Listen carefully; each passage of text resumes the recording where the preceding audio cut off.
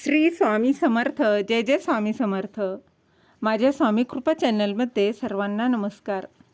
17 मेपासून ते 15 जूनपर्यंत अधिक मास आहे आणि या अधिक महिन्यात आपण ही 2 स्तोत्र ऐकली तर तुम्हाला अधिक पटीनं फळ नक्कीच मिळेल. कारण हिंदू धर्मात अधिक महिन्याला पुरुषोत्तम मास म्हटलं जातं आणि हा संपूर्ण महिना भगवान श्रीहरी विष्णूंच्या सेवेसाठी अत्यंत फलदायी मानला जातो.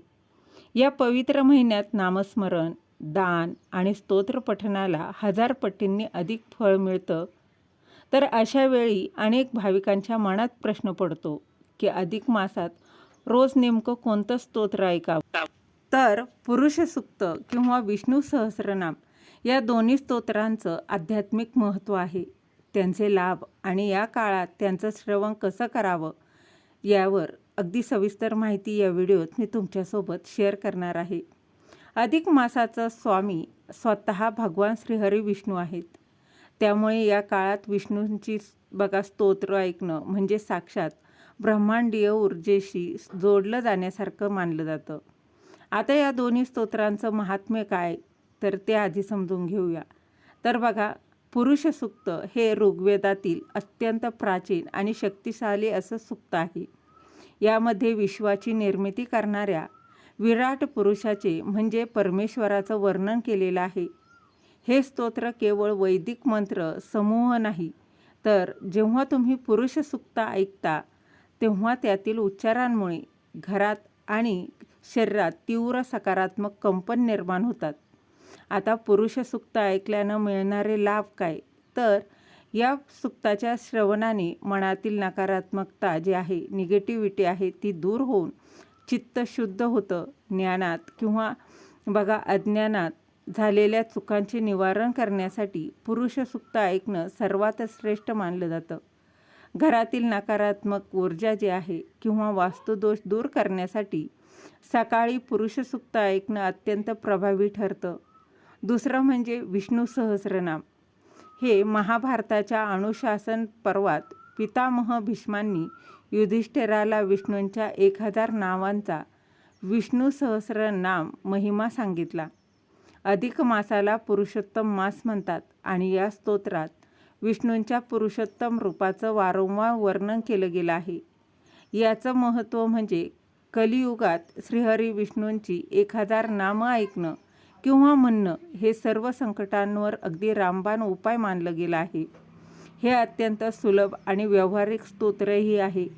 आता विष्णू सहस्रनाम ऐकल्यानं काय लाभ मिळतात तर अधिक मासात रोज विष्णू सहस्रनाम ऐकल्यानं घरात दरिद्रता राहत नाही आणि माता लक्ष्मीची अखंड कृपा राहते. जर तुमच्या कुंडलिकेतील शनीची 7.5 असेल, राहू केतूचा जर दोष असतील किंवा गुरुग्रह जर कमकुवत असेल तर विष्णू सहस्रनाम हे सर्व दोष शांत करू शकतं.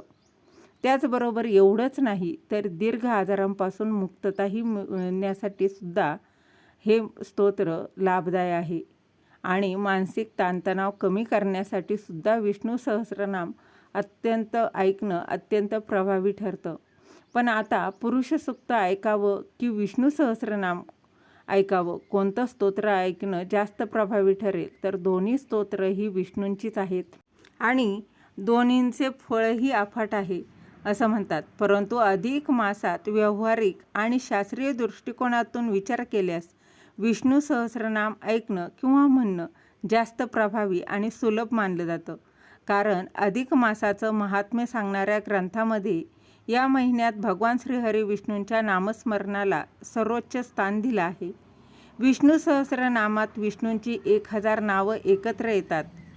सामान्य लोकांसाठी किंवा ऑफिसच्या गडबडीत पुरुष सूक्ताचं कठीण वैदिक उच्चार जे आहे ते करणं किंवा समजणं अवघड जाऊ शकतं. परंतु विष्णू सहस्रनाम ऐकणं आणि त्याच्याशी जोडलं जाणं अत्यंत सोपं मानलं गेलं आहे. जर तुमच्याकडे वेळ नसेल तर तुम्ही सकाळी कामाला सुरुवात करताना पुरुष सूक्त लावावं, ज्यामुळे घरातील ऊर्जा शुद्ध होईल आणि दुपारी किंवा संध्याकाळी तुम्हाला जेव्हा वेळ मिळेल तेव्हा, जेव्हा तुमच्या कामातून ब्रेक घेता तेव्हा किंवा घरी येताना विष्णू सहस्रनाम ऐकावं असं सांगितलं जातं. मात्र हे दोन्ही स्तोत्र आपण अधिक महिन्यात ऐकलं तर तुम्हाला अधिक फलदायी ठरू शकतं. अधिक मासात पुरुष सूक्त आणि विष्णू सहस्रनाम हे दोन्ही तुमच्या कार्यात यश मिळवून देणारं ठरू शकतं. तसं पाहता आता अधिक महिन्यात विष्णू सहस्रनाम किंवा पुरुष सूक्त वाचणं किंवा ऐकणं अत्यंत पुण्यकारक मानलं जातं.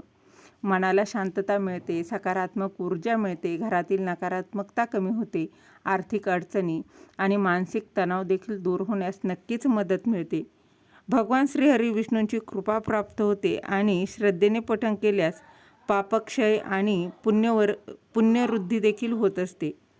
आता हे कसं ऐकावं हे आपण बघितलं आणि या व्यतिरिक्त आपण बघा, सकाळी स्नान करून स्वच्छ ठिकाणी बसवावं, देवघरात देवासमोर एक दिवा लावावा, शक्य असल्या पिवळे वस्त्र परिधान करावीत, शांत मनाने, श्रद्धेने, विश्वासाने पठण करावं. स्वतः वाचता येत नसेल तर भक्तिभावानं ते ऐकावं आणि पुण्य मिळवावं. अधिक महिन्यात आपण हे रोज ऐकू शकता, वाचू शकता किंवा विशेषतः अधिक महिन्याच्या गुरुवारी, त्याचबरोबर एकादशीला वाचणं किंवा ऐकणं सुद्धा खूप शुभ आणि फलदायी ठरू शकतं. मग तुम्ही अधिक महिन्यात कोणतं स्तोत्र ऐकता किंवा वाचता तर हे कमेंटमध्ये नक्की कळवा. भेटूया अशाच एका नवीन माहितीसोबत. तोपर्यंत धन्यवाद. श्री स्वामी समर्थ.